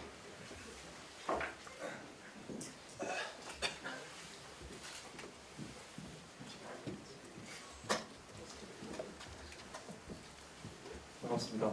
저는 보건학과 박사과정에 재학 중인 김기현입니다. 다름이 아니고 지금 이제 대선 주자로 나오셨다가 이제 뭐 아쉽게도 이렇게 낙선하신 경험이 있으신데 제가 그 중에서 가장 궁금했던 점은 지금 우리나라의 인구 추계를 봤을 때 앞으로의 인구 추계는 계속 감소를 하고 학령 인구가 감소가 되고 이제 앞으로 계속 인구가 늘어나지 않으면 우리가 국민연금, 4대 보험 포함해서 이제 모든 사립학교들이 뭐 사립이나 공립학교들이 줄어들게 되고 근데 지금 현재 우리나라에서 하고 있는 인구 관련해가지고 그 정책 같은 걸 보면은 지자체에서 뭐 푼돈을 얼마씩 첫째 나오면 얼마, 둘째 나오면 얼마, 셋째 나오면 얼마 뭐 그런 정도에 그치고 있는 현실이지 않습니까?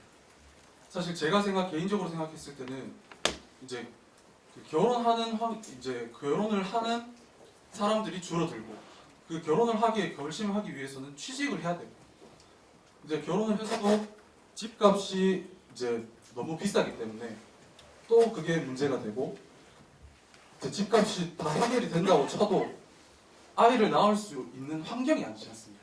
야근하고 뭐 이렇게 하다 보면 다 그렇지 않습니까? 저 그래서 그 홍준표 대표님의 개인적으로 인구 정책 관련해가지고는 어떤 이제 소신을 가지고 계신지 그 부분을 좀 여쭤보고 싶습니다. 지금 이제 이런 식으로 하면 인구 감소가 될 겁니다. 인구 감소가 되고 징병제를 계속 유지해야 될 것인지 거기에 대한 심각한 문제제기가 될 겁니다. 이제 모병제 이야기가 본격적으로 나올 수밖에 없을 겁니다. 그러면 인구 감소 정책을 어떻게 봐야 할 것이냐. 처음 시작할 때 제가 여러분들한테 이런 이야기를 했습니다. 지금의 풍조가 욜로족이라고 하죠. 인생은 한 번뿐이다. 그러니까 즐기자. 욜로족이라고 하죠. 그리고 워라벨이라고 일하고 인생하고 적당하게 저기 섞어서 즐기자. 막 그런 뜻 아닙니까? 지금 사회 풍조가 그래요. 그리고 꼭 결혼 안 해도 혼자 살아도 재미있는 세상이 되어버렸어요. 자유롭고. 자식이라는 게 진짜 사랑의 결실이고 그런 의미가 아니고 귀찮은 존재가 되어버렸어요. 근데 그런 사회 풍조부터 우선 바뀌는 것이 나는 인구정책의 출발이 아닌가. 어떤 식으로 하면 이런 사회 인식을 바꿔야 하는지. 지자체마다 첫째 놈은 얼마, 둘째 놈은 얼마 주잖아요. 그걸 주고 돈 받고 거기 안 살아요. 돈 받고 이사를 가버려요. 그게 어느 분은 출산율 1인데 인구는 자꾸 줄어요. 그래서 첫 번째 문제는 이런 사회 문제가 사회 인식이 바뀌어야 된다. 두 번째가 이제 육아 정책하고 경력 단절 여성에 대한 사회적인 대책이 있어야 된다. 그렇게 있지 않고 경력 단절에 대한 사회적 대책을 마련해 주지도 않고 출산을 해라. 그거 강요하기 어렵죠. 그래서 그런 문제도 두 번째 선행이 되어야 된다. 그 세 번째 뭐 가장 중요한 것 중에서 그럼 결혼하면 같이 살 때가 있어야죠. 주거 문화가 어떤 식으로든 주택이 재테크의 수단이 아니고 그야말로 주거에 사용되는 것으로 역할을 할 수밖에 없는 그런 주택 정책이 나와야 된다. 그래서 내가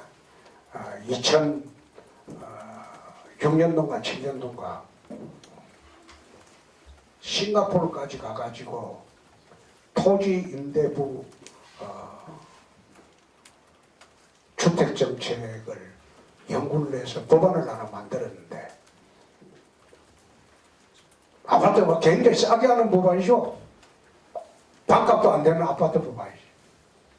그걸 내가 2008년도 원내대표 하면서 내가 책임지고 내가 통과를 시킨다고. 이명박 대통령한테 가서 이거 시행합시다 이러니까 네가 대통령 되면 해라.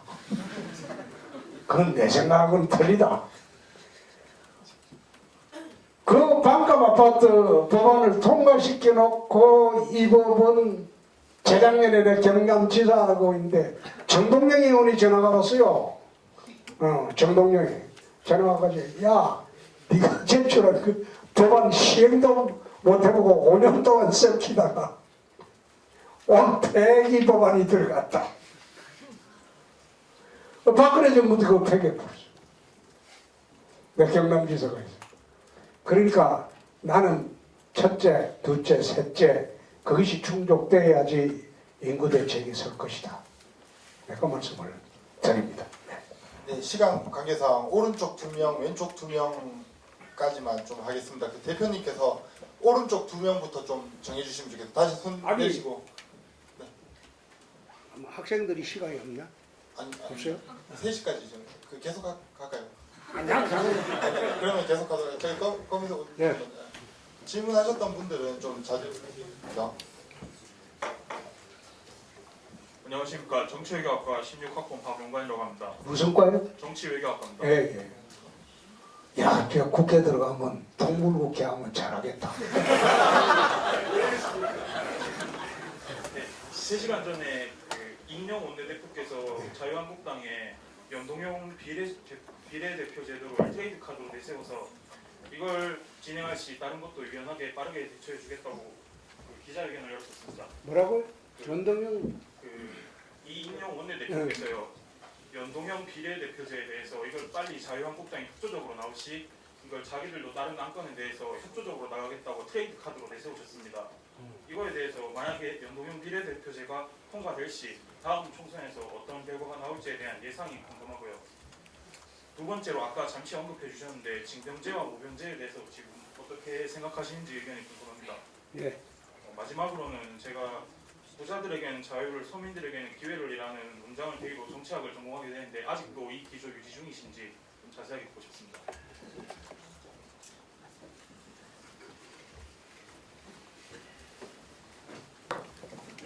연동형 비례대표제라는 것은 대통령제 하에서는 불가능한 제도입니다. 해서는 안 되는 제도고. 그걸 하는 목적은 좌파 연대가 과반수 이상을 달성하려고 하는 그 목적밖에 없습니다. 그래서 예컨대 이렇게 이제 하는 거예요. 연동형 비례대표제에서 뭐 TK 지역 여기에 자유한국당이 석권을 했다. 네? TK 정부 자유한국당이 석권을 했다. 그러면 권역별 비례대표를 권역마다 주거든요. 할당을. 그럼 대구 경북의 자유한국당 비례대표는 제로예요.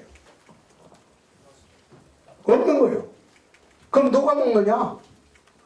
소수 정당끼리 다 나눠먹는 거예요.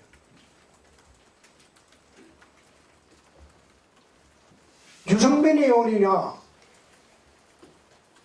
조원진 의원이 자기 지역구에서 2등만 하면 들어갈 수 있는 게 이 선거법입니다. 1등 안 해도 국회의원 되는 거예요. 권역별 비례대표로 같이 등록해놓고. 종진이나 유승민이가 2등 못하겠어요? 2등 하면 들어가는 거예요. 잘 지역에서. 그런데 이걸 하게 되면 야당이 통합되겠습니까? 통합 안 되지.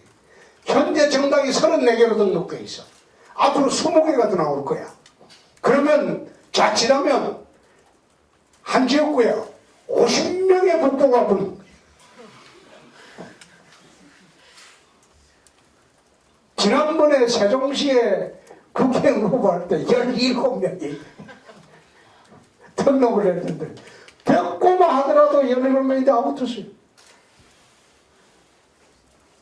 코미디 같은 현상이 온다. 이건 아니다. 그래서 어떤 이유를 들어서라도 이거는 불가하다. 두 번째, 징병제, 모병제는 아까도 이야기했듯이 인구가 줄어들면 징병제를 유지하기가 어려워요. 모병제로 가면 강군도 육성할 수 있고 직업군이니까. 그리고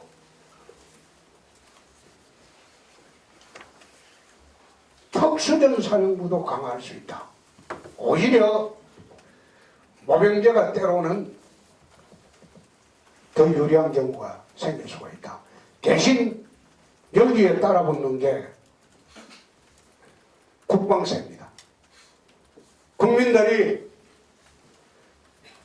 모병제를 할 수 있도록 국방세를 목적세로 납부를 해줄 수 있느냐? 그러면 젊은이들이 징병으로부터 해방되는 대신에 많은 직업군인들이 탄생을 하고, 그렇게 되면 일자리 창출이라는 게 별게 아닌 거야 되죠. 그거가 일자리니까. 내 일자리니까, 군이. 그래서 모병제도 마냥 반대만 할 게 아니고 대한민국 현실에서 검토를 해야 할 때가 아닌가, 난 그런 생각을 합니다. 서민에게 기회를, 부자에게 자유를, 그것은 내 정치 철학입니다.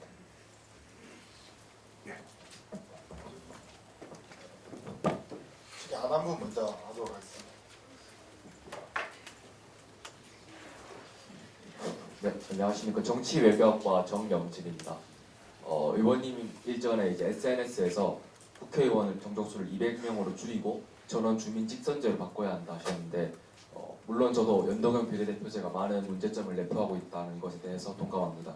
다만 현행 소선거구 단순다수제가 민의를 상당히 왜곡하고 있고 대의민주주의 하에서 좀 큰 문제점을 가지고 있다 생각하는데, 만약 전원 직선제로 바꾼다면 이런 민의 반영 문제를 어떻게 해결할 수 있는지 여쭤보고 싶고, 두 번째로 앞으로 총선이 다가오고 있는데 만약 홍 대표님은 어디 지역구에서 출마하고 싶으신지 여쭤보고 싶습니다.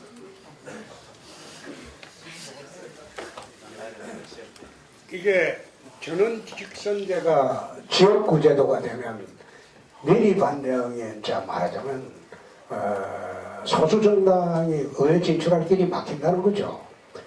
그래서 생각하는 게 중대 선거구제입니다. 200명을 비례대표 없이 직선제로 뽑되 중대 선거구제로 하면 지역구에서, 예컨대 대구 같으면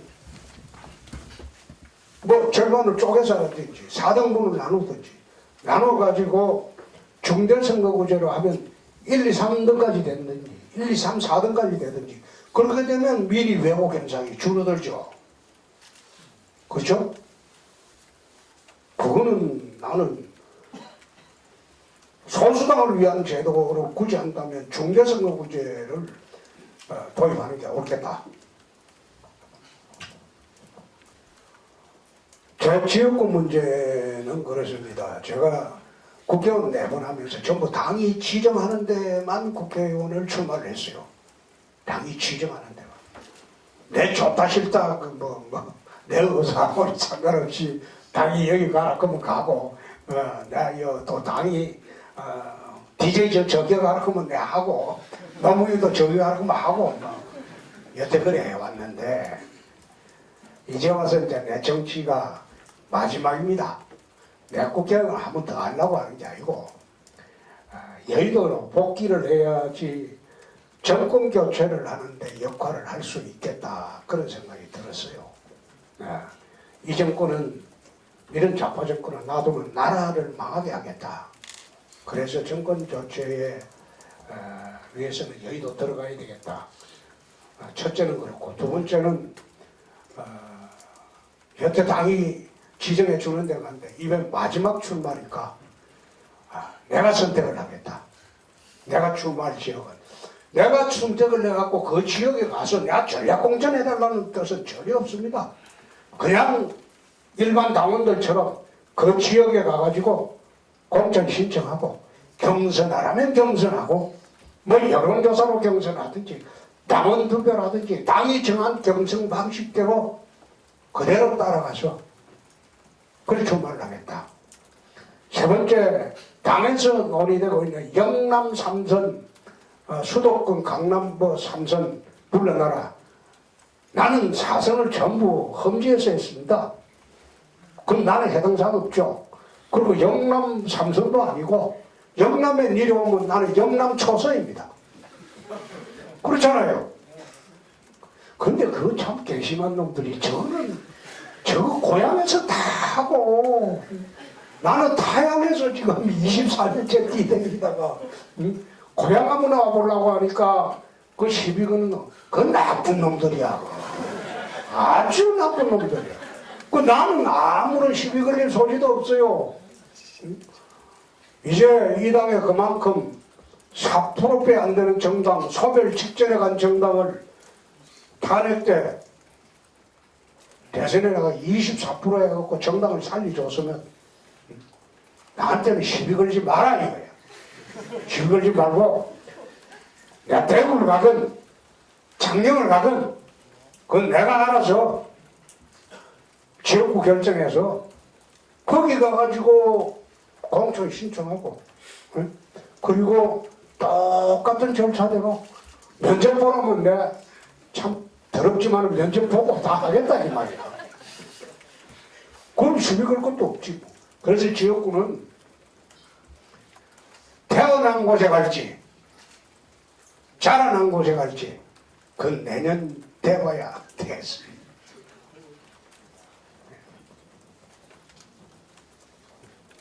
자, 이 학생은 두 번째니까 마지막. 두 번째지 마지막. 안녕하십니까. 천만작 91학번 김종훈이라고 합니다. 저는 약간 개괄적인 질문을 드리고 싶은데 보수의 이념을 가지고 있는 젊은 청년들이 최근에 많이 좀 생겨나고 있다고 생각을 합니다. 그래서 그런 친구들한테 앞으로 어떻게 인생을 살면서 어떻게 그런 자기의 이념에 따라서 살아야 하는지 아니면 또 자기의 이념을 실현시키기 위해서 어떻게 활동을 시작하면 좋을지 좀 막막한 사람들도 있고 해서 그런 질문을 선배로서 좀 질문 드리고 싶습니다.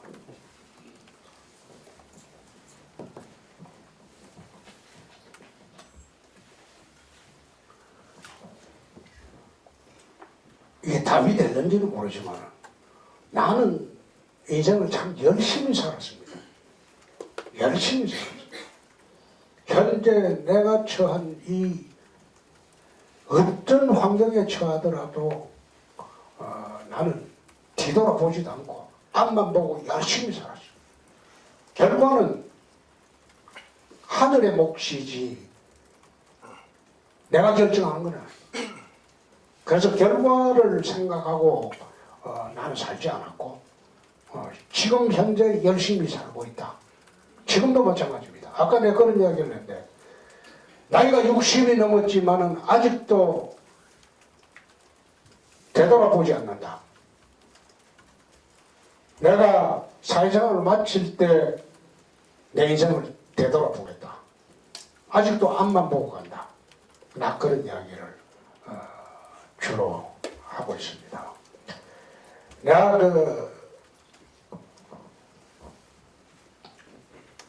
여기 뭐 여학생들도 있고 그런데 내가 가장 중요하게 생각하는 것은 내 가정입니다. 가정이 원만하고 가정이 화목해야지 밖에 나가서 무슨 일을 하더라도 그건 일이 잘 풀리게 되어 있습니다. 가정이 불화가 있고 가정에 무슨 문제가 있으면 밖에 나가는 일도 절대 그게 성공을 할 수가 없어요. 내가 대학교 3학년 때 사법시험이 갑자기 석 달 연기되는 바람에 시간이 좀 나가지고 내가 고려대학교 법과대학 다닐 때 우리 학교 앞에 국민은행 안암동 지점이 있었어요. 그 우리 집사람이 군산 여상 나와가지고 거기에 창구 행원이었어요. 돈 찾으러 갔다가 눈이 맞아가지고 연애를 시작했어요. 장인어른이 그 심히 반대했죠. 저 인간 안 된다고. 고시가 아무나 되냐고. 저건 아무것도 없는 놈 아니냐. 우리 재산이 제로였으니까. 우리 재산 자체가 뭐 아버지한테 난 1원을 받아본 일 없고 우리 재산 자체가 없었으니까. 그런데 열심히 살았어요. 그래서 사법시험 됐고 그리고 집사람 내 모셔와가지고 난 봉천 칠동 지하단간 세방에서 출발했어요. 사법시험 합격하고 봉천 칠동의 지하단간 세방에서 날이 흐르면 연탄 가스가 안 빠져요. 거기서 인생을 출발해도 서로 마음 맞춰서 지금 40년가량 됐죠. 나는 내가 가장 어려웠던 시절에 내각씨가 4년을 나를 돌봐주고 힘들 때마다 격려해 줬기 때문에 그 4년 세월 동안 내가 받은 그 은혜만큼이나 40년 동안 돌려주고 있는 거예요. 나는 40년을 엄청 시야에서 살고 있습니다. 시키는 대로 합니다. 11시까지 들어오느라 그럼 들어가야죠. 남의 여자 탐하지 마라. 그럼 탐안해야지. 지금은 이제 내가 백수가 됐거든. 백수가. 네 집에서 아침밥 주죠. 또 사무실 안 나갈 때는 점심밥 주죠. 저녁밥 주죠. 그런 각시가 어디 있어요. 집에 이 나이에 백수 돼봐요. 집에 가서 아버지 안 봐. 엄마가 얼마나 핍박하는가. 근데 나는 백수가 돼도 집에서 대접을 해준다. 질문이 약간 전달 잘못된 거. 제가 질문한 거는 보수 이념을 가지고 있는 청년들이 앞으로 어떻게 그 이념에 맞춰서 살아가야 되는지 그런 질문. 나는 그 생각을 그래 해요. 보수 이념이나 그 진보 이념이나 거기에 나는 묶여 살 필요는 없다. 나는 그 묶여 살 필요 없다. 정당이 보수주의를 추진하더라도 그거는 진보 정책을 가져올 수가 있어요. 그게 기본적으로 어디에 가치 기준을 두느냐. 나는 국민의 이익에 가치 기준을 듭니다. 국민의 이익에 맞다면 보수 정당에서 좌파 정책도 세울 수 있어요. 그거는 내 예를 한번 들어볼까요? 박정희 대통령 때 극우 보수였죠. 그런데 의료보험제도 그건 좌파 정책이야. 아주 심한 좌파 정책이야. 박정희 대통령 의료보험제도 도입한 거는요. 그거는 미국은 의료보험제도 아직도 우리나라처럼 도입 못했어요. 미국은. 그러나 국민의 이익 관점에서 보면 그게 맞다. 또 이명박 대통령 시절에 버스하고 지하철하고 연계해서 연동해갖고 하고 버스 준공영제 이 지독한 좌파 정책이야. 근데 그게 국민의 이익이 되고 서울 시민의 이익이 되니까 실현하잖아요. 그래서 내 이야기는 좌파나 우파 이념에 충실한 생활보다도 기본적으로 국민 전체의 삶의 정진에 도움이 되느냐 그걸 기준으로 정책을 세우는 것이 맞겠다. 사는 것도 그래요.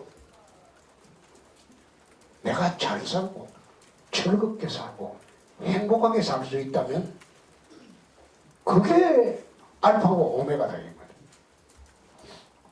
자, 이제 학생이 다시 또 한 분 더 있네. 여기하고 여기는 끝이다. 이제 오늘 끝입니다. 네. 질문 하나 드렸었는데 하나 더 드리고 싶은 게 있어서 분단의 문제를 계속 우리나라 계속 끌고 가야 되는지 통일에 대해서 통일에 대해서 방법론적으로 어떻게 생각을 가지고 계시는지 분단의 문제를 계속 미래까지 바라보고 어떻게 전망을 하시는지.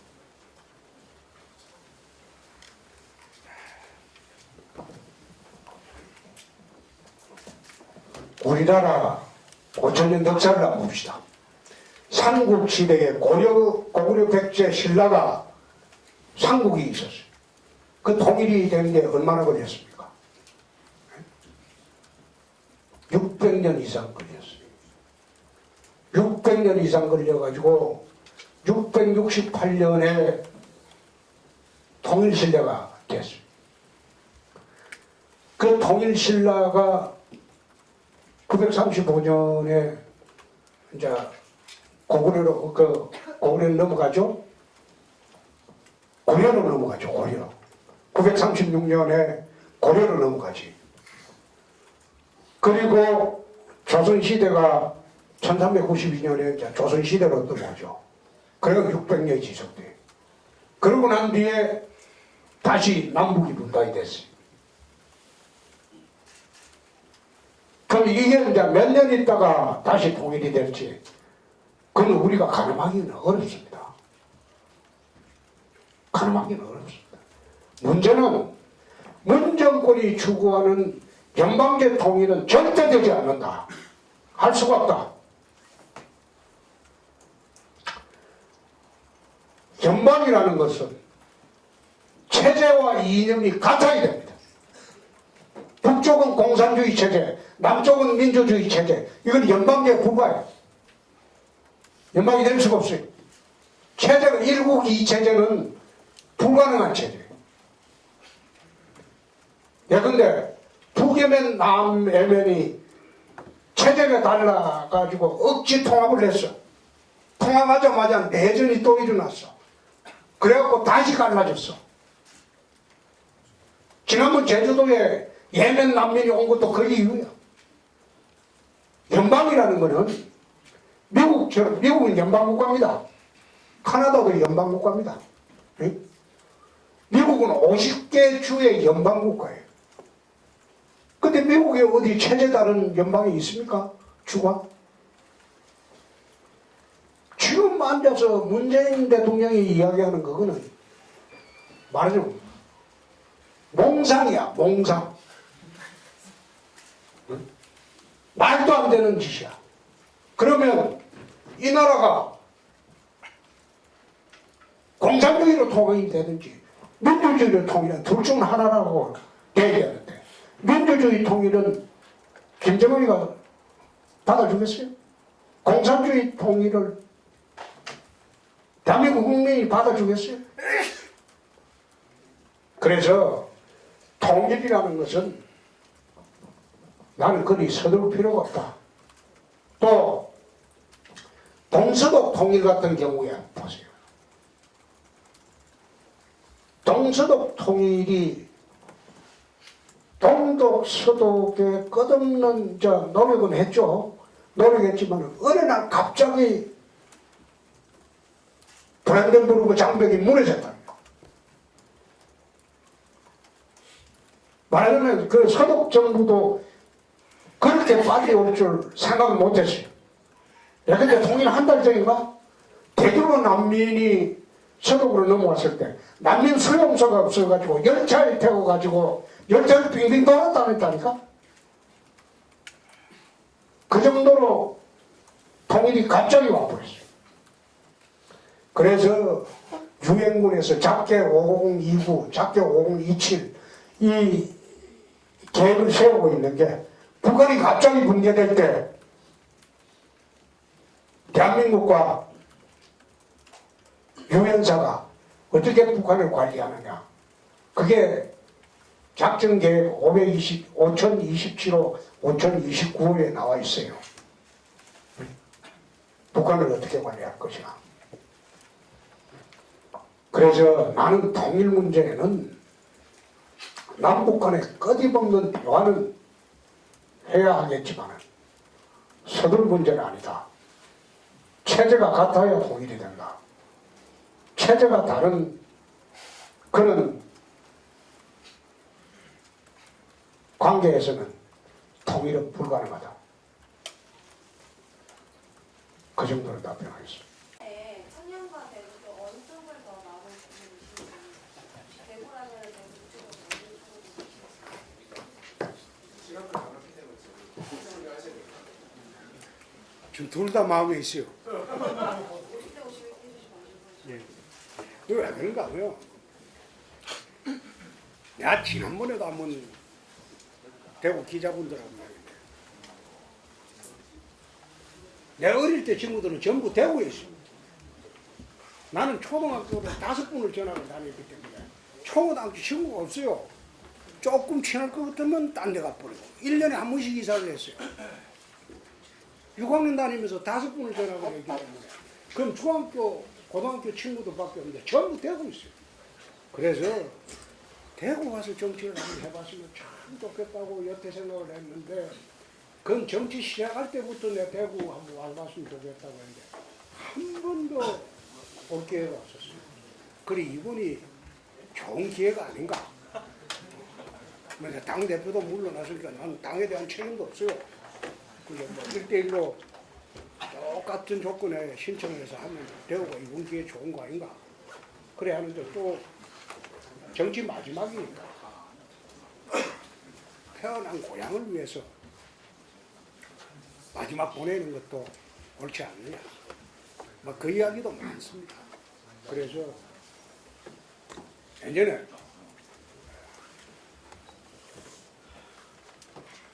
대구 오고 싶은 마음 반. 이건 자라난 곳. 태어난 곳은 또 창녕이니까. 창녕 가고 싶은 곳 반이는데 어디 가든지 나는 당의 특별 대접을 요구할 생각이 추워도 없어요. 똑같은 절차에서 그냥 평당원처럼 공천 신청하고 그 다음에 경선하면 하고 그 다음에 또 뭐 면접하라면 좀 쪽팔리지만 면접도 응하겠어요. 그렇게 해서라도 이제 마지막은 고향에서 한번 와서 하는 것이 좋겠다.